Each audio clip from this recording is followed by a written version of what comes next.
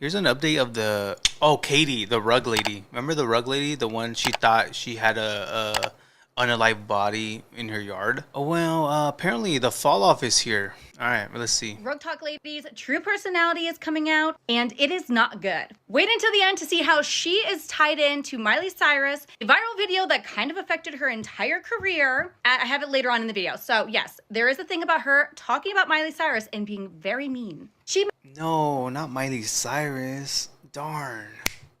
Made this video talking about the Do We Know Them podcast, saying that they were bullying her in an hour and a half long podcast, and talking about how she is a girl's girl. She only spreads love and positivity on her channel. Yes, I did defend her in my last video, and I was like, oh, I bet she was in shock, and that's why she did some things. But honestly, thinking about it, it's a bit odd.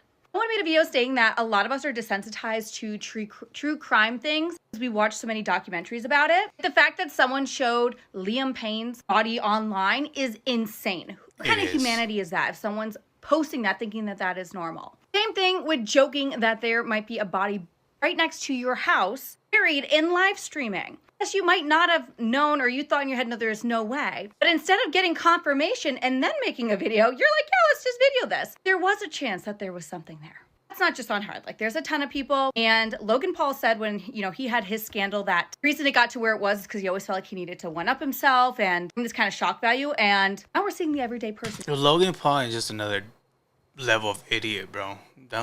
He literally filmed the body, dude. Doing these things. Now, circling it back. I want to say the merch thing, I did defend her on originally saying, oh, she just didn't know. But yeah. Dude, it's crazy how people defend her for coming. Dude, like, how do you defend that? That's literally in front of your eyes. It's a money grab, dude. It's literally a money grab. She came out, if you guys don't know, she came out with merch after her whole series on TikTok. It's like, bro, of course she wants the money right now, dude. Ma'am, she clearly thought about capitalizing on this the second it happened. Maybe she would look at this and say, well, you're crazy if you don't. I have millions of views on different videos. I never thought, let me sell merch. I feel like that showed her intent right from the beginning. Ever since Lily and Jessie posted their most recent podcast, there are a lot more comments telling her she needs to go watch that. And if you guys want to see all of the receipts, I guess you could say, go over to the Yeah, this is what Miriam was saying last week about how they called her out, which, I don't know, I'll leave it up to you. Did we want to see the call out or no? Let me know in the chat. Call out or no?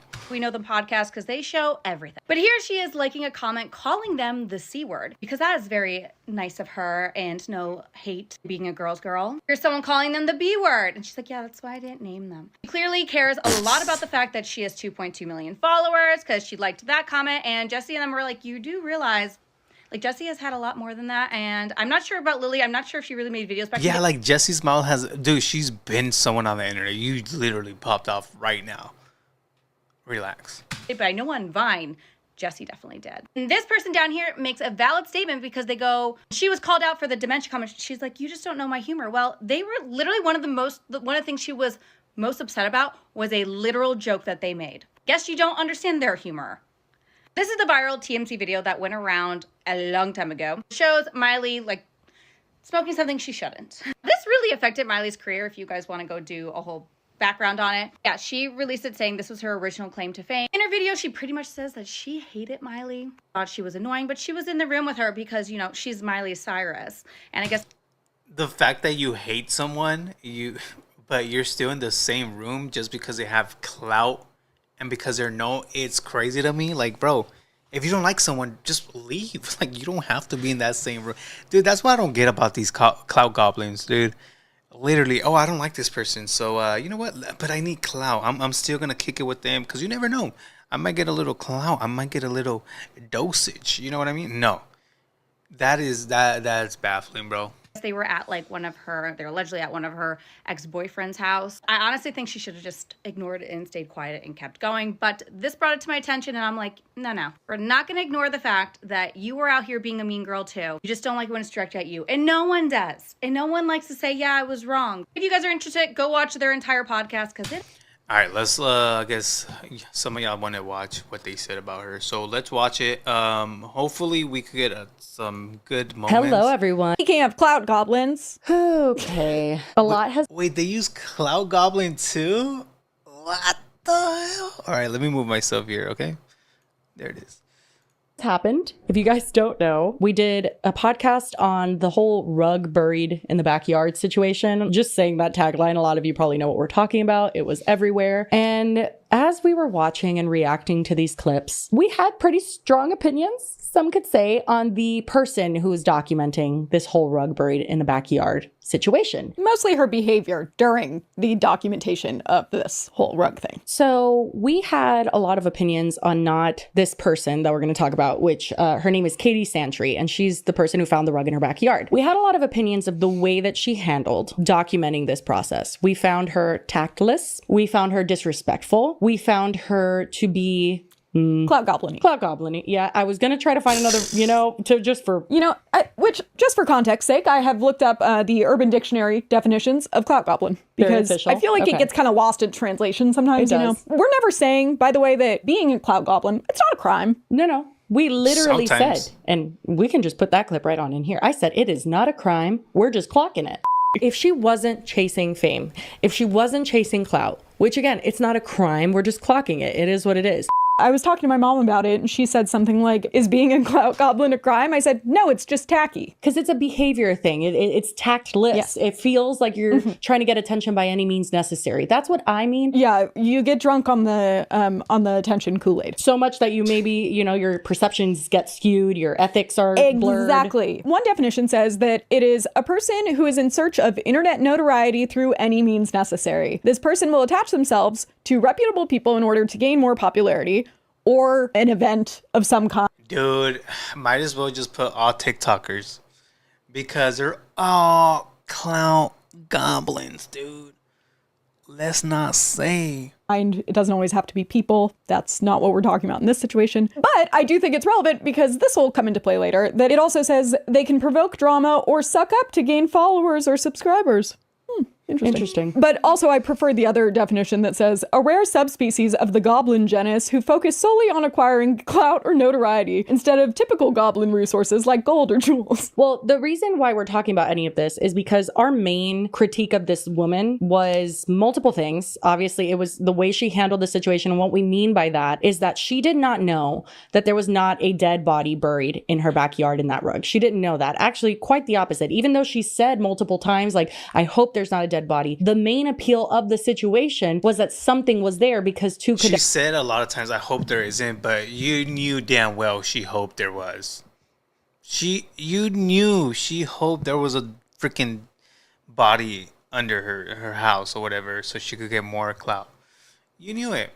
cadaver dogs sat down. So there very well could have been remains, which is literally what the cadaver dogs were like smelling for, and that's scary. And we didn't like the way that she was acting in regards to a situation that could have been a true crime situation. I think that documenting something that could be a true crime situation is very, very delicate, and we don't want to set a precedence where everyone goes on TikTok live every night and spills every detail. That's not smart when it comes to things like that. But that was just one issue. We also had an issue with the fact that she was really insensitive about her neighbor who had passed away. We said on multiple occasions, and continues to be. Literally, yeah. We said on multiple occasions that she was extremely rude in the way she described her elderly neighbor who passed away. She said that she had no family. That was what the cops told her. And so she had nobody better to haunt. That's literally what she said. And so of course she would come for me and just haunt me. And that's why all of this is happening.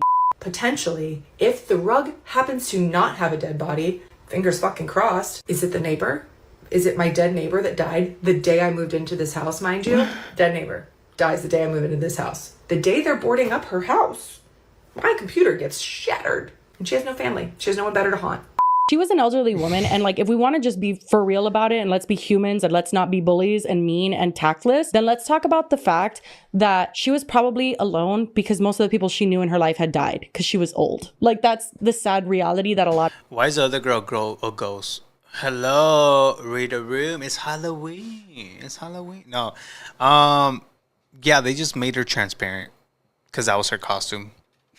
As people face. But even if that wasn't true and she was someone who lived a difficult life and was by herself, does she deserve to be spoken about in that matter? If that was my grandma, that would literally have ruined me. She really detached herself from any of the humanity behind anyone that might have been involved. Yes. First of all, the ghost of the next door neighbor, sorry, I don't believe that they were haunting her. Obviously Agree not. to disagree. She was sensationalizing it. Do we still think her house is haunted? I know we kept up with the story. Do we still think it's haunted, or do we think she's making all this up? because she's a clout goblin. I don't know. Now I feel like she made everything up. Because she was like playing it up for the people that do either believe that or just like really into true crime, which we've talked about in the past. This is not a new thing that we have a brand new opinion on. We don't like how people separate themselves from true crime while taking advantage and exploiting the stories of the people involved. We've literally always said that. Like, this is not an us against her thing. It's something that has always kind of just sat with me the wrong way, especially because there's well-documented evidence from family members of deceased siblings, wives, spouses, all of that shit, who are talking about how damaging it can be when people run to social media to try to cover something, quote unquote, or make a spectacle, is what they believe it is, of their loved one's life. Like, that's very, very damaging, both to the loved ones of those family members and to the cases themselves. So you have to be very careful when you're covering things. And the reason we're talking about this is, like, Katie has literally hinted that she would love to do a true crime podcast. Please don't. You're not an expert. You yourself have said this is the first time you've even like dipped your toe in this kind of content. It's not even just about not being an expert. It's about... And Katie already had a plan. Like, if they actually found a body there, she already had a plan. She said, you know what? My plan was to start a true crime podcast and talk about like basically her story and the situation that happened, which is crazy, dude. Which is crazy. But hey, clout goblins, man. What can I say? Clout goblins. Wait. So did she bury the rug? I don't know. That's another thing. I feel like I feel like she didn't bury the rug. I feel like she didn't. She just found the rug and try to make it a spooky series saying, oh my gosh, they broke my laptop. I don't know who it is. My house might be haunted because we found a rug next to a tree. So I feel like she didn't bury it. It was just there, and they made a whole series about it.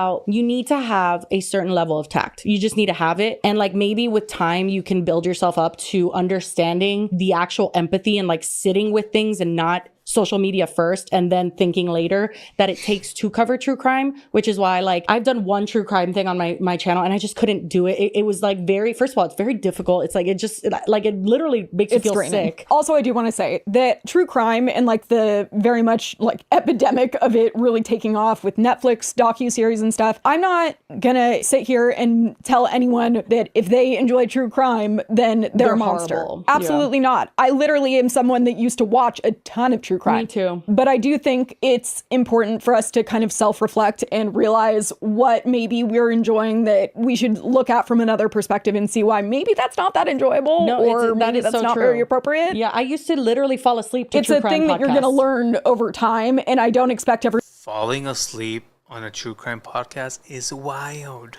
It's wild.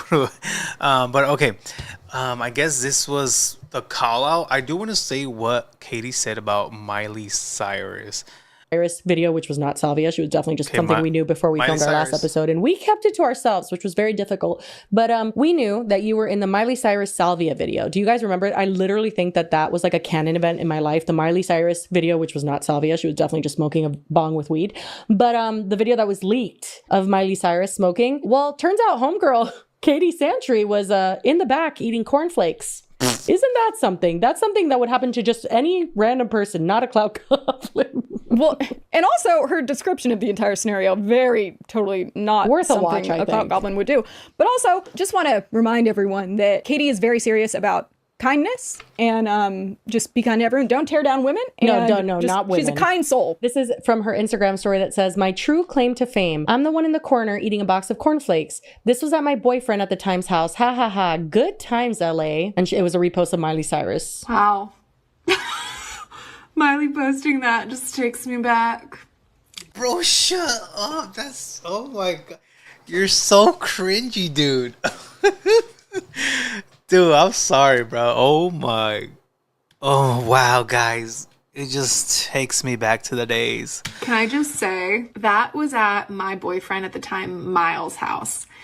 And he was friends with like a lot of the Disney stars, and so was I, because I worked with the Jonases, and he did commercial acting, and I could not stand Miley Cyrus. She was so obnoxious. I mean, watch that video.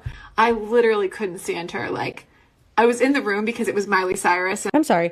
I think I just that fucking part, though. literally That just part for me. choked on the fuck.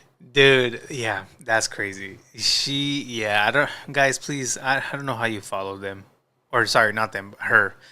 Yeah, Katie, you're something else, bro. You're a piece of work. How don't you like someone, but you're in the same, like, just because it's Miley Cyrus, because they're known, you're gonna try to be a clout goblin, dude. That's crazy. It's weird that YouTube and TikTok have crossover. Now they have drama. That's crazy, yo.